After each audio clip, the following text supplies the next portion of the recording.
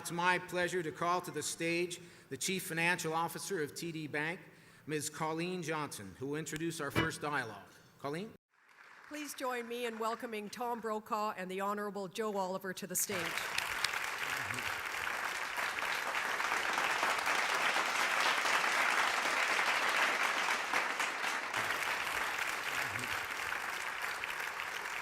A very generous round of applause.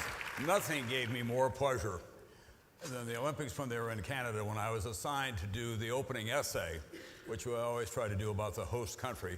And there have been so many things I wanted to say to the United States audience about our neighbors to the north. That gave me the opportunity to do it. The other long piece that we did, that many of you apparently saw because I had a flood of messages from Canada, was about the role of gander in taking in the airplanes that were coming across the Atlantic. It was the most heartfelt story that I can remember working on. And the people were so generous. They were feeding them, they were opening their homes, they were giving them pharmaceuticals that they needed. Clothing stores opened their stores and said, take whatever you need because the baggage stayed on board. Got this enormous response. The mayor, small city mayor, typical, they turned the ice hockey rink into refrigeration units, frankly, so they could keep the food fresh. And later, after it got such a great response here in Canada and in other places, it was a huge success in America, that profile of gander. People didn't understand what had gone on there, and they said there are lessons that we can learn. Some Canadian journalists went up to Gander to interview the mayor. And they said, so what was it like being interviewed by an anchorman as well known as Tom Brokaw? He said, well, I was a little nervous at first.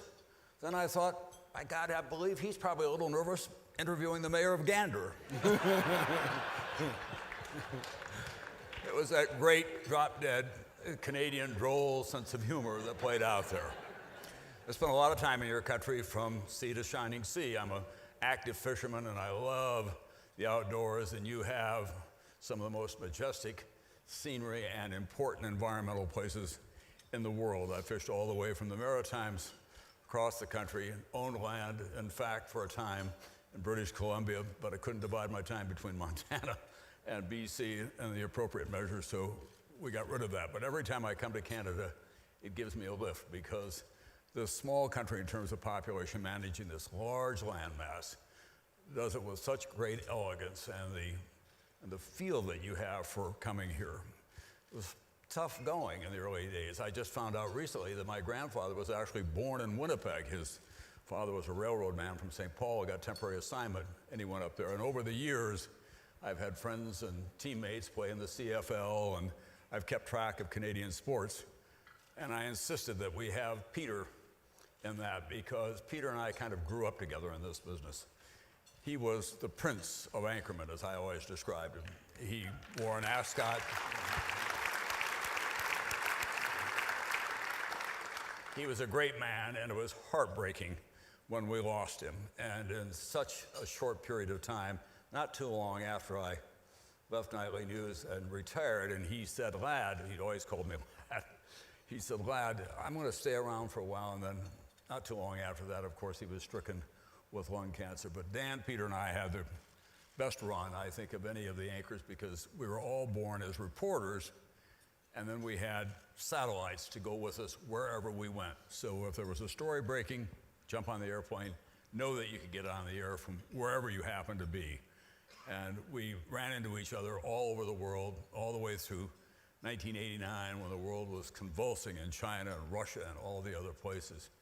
And when there was a retirement dinner for me in New York, Peter was asked to speak. And he said, people often ask if we're friends. And he said, yes, because we don't see each other that often, which is a great line.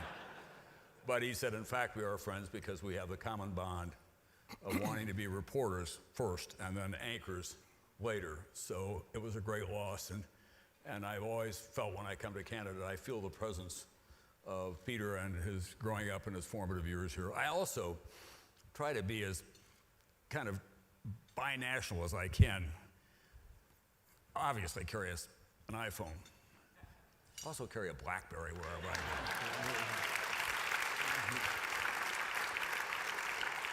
So I want you to know that going in.